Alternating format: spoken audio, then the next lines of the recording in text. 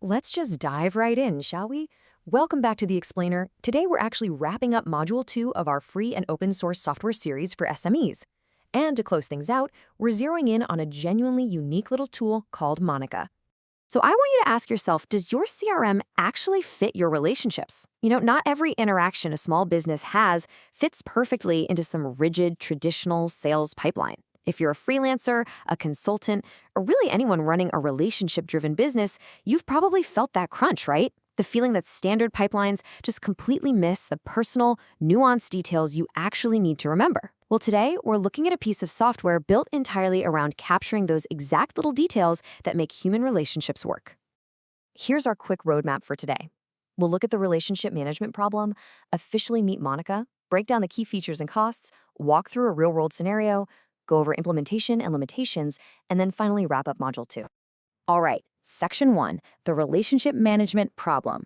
Let's talk about the everyday friction that small relationship-driven businesses run into when using bloated traditional software. There is just a night and day difference between traditional sales CRMs and what a relationship-driven business actually needs. I mean, think about it. Traditional tools, they're built from the ground up around deals, moving through stages, revenue forecasting, the whole nine yards. But if you're a freelancer or a consultant, what actually matters to you is personal context. We're talking about a client's specific preferences, maybe their family details, or even just the exact nuances of a conversation you had 6 months ago.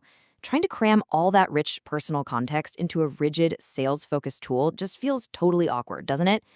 Honestly, when your entire business relies on truly knowing your client, a standard pipeline can literally just get in your way. Moving on to Section 2, Meet Monica. Let's introduce the tailor-made solution designed specifically to solve this exact headache. So, meet Monica. Monica actually launched back in 2017 as an open-source personal relationship management tool, or what a lot of people just call a personal CRM. It's released under the AGPL license, which means, it's entirely free to self-host and modify. And while it originally started as a project for personal use, its super privacy-conscious, human-centered approach makes it absolutely brilliant for small consultancies that need a better way to track client relationships. And this quote right here perfectly captures the whole philosophy of the platform. Monica was never designed to be a sales tool, and that is its greatest strength. Because it focuses so heavily on contacts, important dates, conversation notes, and true relationship context instead of just pipelines, it captures the exact kind of details that a standard CRM would frankly just treat as clutter. It basically gives you a dedicated, quiet space for the human element of your business. Okay, Section 3, Key Features and Costs. Let's pop the hood, see what this thing actually does, and find out what it costs to run. As we said, the core philosophy of Monica is all about contact context, not sales stages. Your goal here isn't to drag a contact from prospect to closed one. The real goal is to track meaningful relationship details in a really simple, personal way. It's about making absolutely sure that every single time you pick up the phone, you know exactly who you are talking to. So how does it actually do that? Well, the platform gives you these highly structured, yet surprisingly flexible contact profiles. You can set reminders for everything, be it birthdays, follow-ups, or any specific date-based touchpoint you can think of. Then there are the activity logs, which track your conversations over time to build out a really clear history. You've got custom tags, so you can effortlessly organize your clients by project or type, plus a journaling feature for logging those more personal notes. And finally, which is huge if you're an open source advocate, it includes robust data export tools. You are never, ever locked into the platform. Together, these features pretty much guarantee you won't miss a beat with your network. Now let's talk money. If you go out and look at dedicated, commercial, personal CRM apps aimed at consultants right now, they usually charge somewhere around $15 a month per user. And that adds up pretty fast if you're a solo consultant or running a small team.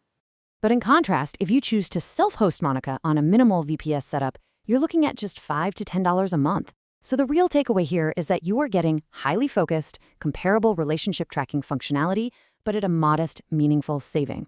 Over the course of a year, hey, that difference matters. But honestly, for a lot of freelancers, the real value isn't just the money saved, it's the habit and the structure that this specific tool naturally builds into your day-to-day, all at a fraction of the commercial cost.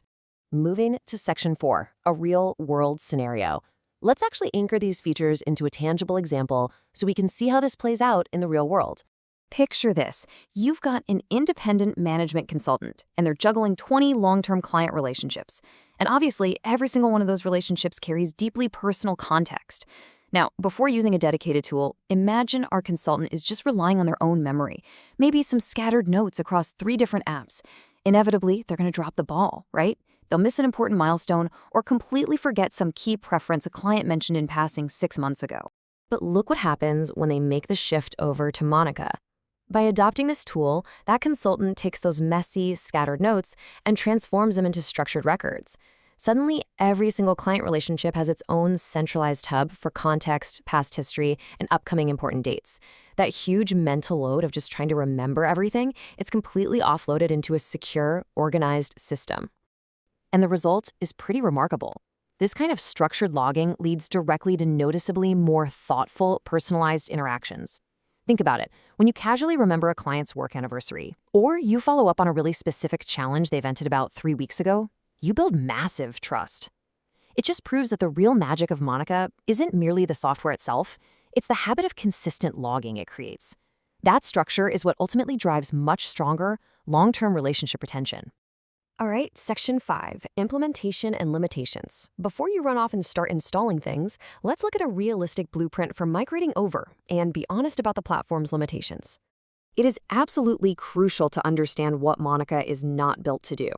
First off, it is not designed for sales pipeline management. If your day revolves around revenue forecasting, this should not be your primary tool. Team collaboration features? Yeah, they're definitely more limited compared to platforms built for giant sales teams. The reporting and analytics are also pretty minimal. And honestly, if your business is managing many hundreds of clients, this highly detailed, personal approach might become a bit unscalable. If you try to use Monica as a full replacement for a traditional, hardcore sales CRM, you are going to get frustrated. It really shines best as a standalone tool for relationship-focused pros, or maybe as a companion to a traditional CRM. So, if you decide it actually is right for you, here is a simple path to getting started. Step 1. Export your current contacts, whether they're in a spreadsheet or just sitting on your phone. Step 2, and this is super important, do a gradual rollout. Seriously, just start with your top 10 or 20 core relationships. Step 3, take the time to add relationship context manually for those VIP contacts, rather than just dumping everything into an automated import. And finally, Step 4, build the habit of logging your notes immediately after you jump off a client call. Follow that path, and you'll have your core relationships fully dialed in within just a few days of focused effort. And that brings us to Section 6, Module 2 Wrap-Up. This officially ends our CRM and sales analysis for this module. We've covered 6 really incredible free and open source alternatives to those wildly expensive commercial CRM platforms. But up next, we're shifting gears. Our next module dives right into accounting and finance, starting off with a tool called Accounting. So make sure you're subscribed to Uplatz so you don't miss that transition as we start exploring powerful, completely free online accounting platforms built specifically for SMEs. Before we go, I want to leave you with this final thought as we wrap up today's explainer. Are you optimizing for sales pipelines, or are you optimizing for relationships? I really encourage you to take a hard look at your business model. Evaluate what software truly aligns with the way you actually do business every single day. If the answer is relationships, well, maybe it's time to give Monica a try. Thanks so much for joining me, and I'll catch you in the next explainer.